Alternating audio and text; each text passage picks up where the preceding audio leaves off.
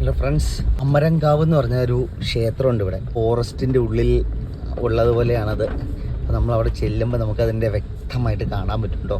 ഇവിടെ തൊടുപുഴയിൽ നിന്ന് ഏകദേശം ഒരു 2-2.5 മാക്സിമം 3 കിലോമീറ്റർ വന്നു കഴിഞ്ഞിട്ടുണ്ടെങ്കിൽ കോലാനി എന്ന് പറഞ്ഞൊരു സ്ഥലത്താണ് ഈ അമ്പലമല്ല, കാവ്, അമരങ്കാവ് എന്നാണ് അറിയപ്പെടുന്നത്.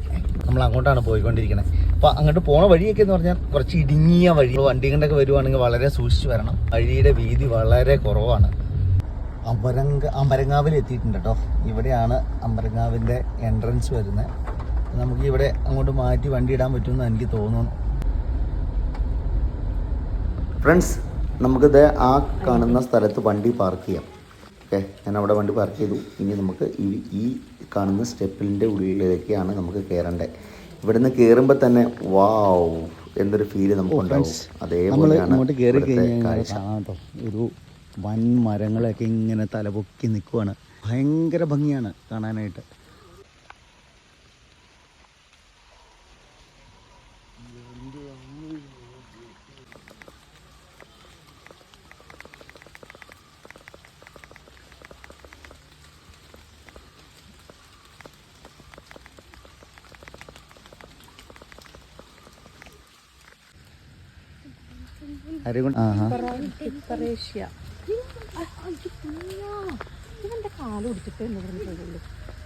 വാവ്, ഈ തൊടുപുഴ ടൗണിൻ്റെ നടുക്കല്ലേ ഇങ്ങനെ ഒരു ക്ഷേത്രം, ഇങ്ങനെ ഒരു കാവ്.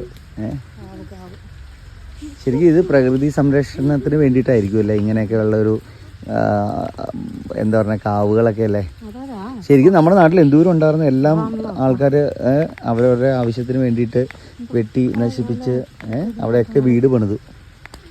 നമ്മുടെ വീടിൻ്റെ അടുത്ത് വരെ ഉണ്ടായിരുന്നു ഒരു കാവ്. അതും ഇതുപോലെ തന്നെ. അതെ, അല്ല ഇത് ശരിക്കും പ്രകൃതിയുടെ ഒരു സന്തുലിതാവസ്ഥ, ബാലൻസ് നിലനിർത്താൻ വേണ്ടിയിട്ടുള്ള. അല്ല ഇത് ഇവിടെ നിൽക്കുമ്പോൾ തന്നെ നോക്ക് എത്ര ഓക്സിജൻ അല്ലേ. വാവ് ഫ്രണ്ട്സ്, നിങ്ങൾക്ക് ആർക്കെങ്കിലും ഇവിടെ എല്ലാ ദിവസവും രാവിലെ പൂജയൊക്കെ ഉണ്ട്. അപ്പം രാവിലെ വന്നു കഴിഞ്ഞിട്ടുണ്ടെങ്കിൽ പൂജയിലൊക്കെ പങ്കെടുക്കാം. അതുപോലെ നമുക്ക് ഇവിടുത്തെ ഒരു പ്രകൃതിയുടെ ഭംഗി മുഴുവൻ ആസ്വദിച്ചിട്ട് പോകാൻ പറ്റും. തൊടുപുഴയിൽ ഇങ്ങനെ ഒരു കാര്യമുള്ളത് കൂടുതലാർക്കും തന്നെ അറിയില്ല. പക്ഷേ വന്നു കഴിഞ്ഞാൽ വളരെ നല്ലൊരു അനുഭവമായിരിക്കും കേട്ടോ. ഇവിടെ അമരങ്കാവെന്ന് ഗൂഗിളിൽ ടൈപ്പ് ചെയ്ത് കഴിഞ്ഞാൽ നമുക്ക് ഇങ്ങോട്ടുള്ള മാപ്പ് കിട്ടും. തൊടുപുഴയിൽ നിന്ന് ഏകദേശം ഒരു 3 കിലോമീറ്റർ വന്നു കഴിഞ്ഞാൽ നമുക്ക് ഇവിടെ എത്താനും പറ്റും. പിന്നെ ഇതിനോട് ചേർന്ന് തന്നെ ഒരു ശ്രീകൃഷ്ണസ്വാമി ക്ഷേത്രമുണ്ട്. അവിടെ പോയിട്ട് അവിടെ പ്രാർത്ഥിച്ചിട്ട് നമുക്ക് ഇങ്ങോട്ട് വരാം. ഇവിടെ തൊട്ടടുത്ത് തന്നെയാണ്, ഒരു 1/2 കിലോമീറ്റർ ഡിസ്റ്റൻസിലാണിത്. ഇവിടെ വന്നു കഴിഞ്ഞാൽ ഇതുണ്ടോ, ഇതേ രൂപത്തിലുള്ള ഒരു ഭംഗി നിങ്ങൾക്ക് ആസ്വദിക്കാം. അതുപോലെ തന്നെ നമുക്ക് നാഗരാജാവിനെ പ്രാർത്ഥിക്കുകയൊക്കെ ചെയ്തിട്ട് നമുക്ക് പോകാം. കാഴ്ചകളൊക്കെ ആസ്വദിച്ചും. അതുപോലെ തന്നെ ഇവിടെ ഒരു മരം അവിടെ നിൽക്കുന്നുണ്ട്. ഏകദേശം ഒരു 10 അടിയോളം അതിൻ്റെ കീഴ്ഭാഗത്ത് വീതിയുണ്ട്. അങ്ങനെയുള്ള കാഴ്ചകളൊക്കെ നമുക്കിവിടെ കാണാൻ പറ്റും. എടാ ആരുകൂട്ടാ ഒരു മിനിറ്റ് വന്നേ. എങ്ങനെയുണ്ട് ഇവിടുത്തെ ഫീല്? പറ. സൂപ്പർ എന്നല്ല, ബാക്കി എന്തൊക്കെ നീ കണ്ടു ഇവിടെ? ഒരു മരം കണ്ടു, ഒരു വാളിന് അത്രയും വലിയ. അതെ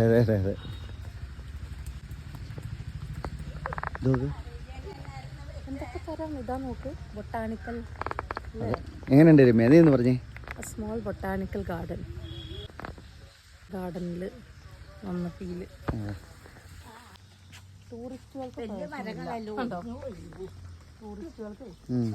ഈ കാവിൻ്റെ കാഴ്ചകളൊന്നും ഞാൻ കാണിക്കുന്നില്ല. ഉള്ള ഫോട്ടോഗ്രാഫൊന്നും നമ്മൾ ഡയറക്റ്റ് എടുക്കുന്നതല്ല. പക്ഷേ നിങ്ങൾക്കത് നേരിട്ട് വന്ന് കണ്ട് അനുഭവിക്കാനായിട്ട് പറ്റും. വീഡിയോകളൊക്കെ ചിലപ്പം യൂട്യൂബിൽ സെർച്ച് ചെയ്ത് കഴിഞ്ഞാൽ കാണാൻ പറ്റുമായിരിക്കും. ഫോട്ടോ കാണുന്നേക്കാളും നിങ്ങൾ ഇവിടെ വന്ന് പ്രാർത്ഥിക്കുകയും ഇതൊക്കെ അനുഭവിച്ചറിയുക. ഓക്കെ ഫ്രണ്ട്സ്, ഓക്കെ, നമുക്ക് പിന്നെ ഇതുപോലത്തെ ഒരു കാഴ്ചയായിട്ട് നമുക്ക് മറ്റൊരു കാഴ്ചയായിട്ട് കാണാം.